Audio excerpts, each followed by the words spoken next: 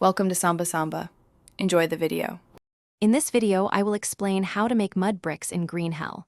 Mud bricks are a fundamental component for building strong and durable structures in your base. To start this crafting journey, your first step is to acquire or construct a mud mixer. Once you have your mixer ready, you will need to identify a reliable water source and a suitable dirt patch nearby to gather your primary ingredients. This preparation is key to successful brick production. Now, let's gather the specific raw materials required for one batch of mud bricks. You will need to collect 8 units of mud, which can be easily found by digging in a dirt patch. Next, gather 8 units of fresh water from any available water source, such as a river or a pond. Finally, locate a burnt-out campfire and collect 8 units of ash. These 3 components are crucial for the mixing process.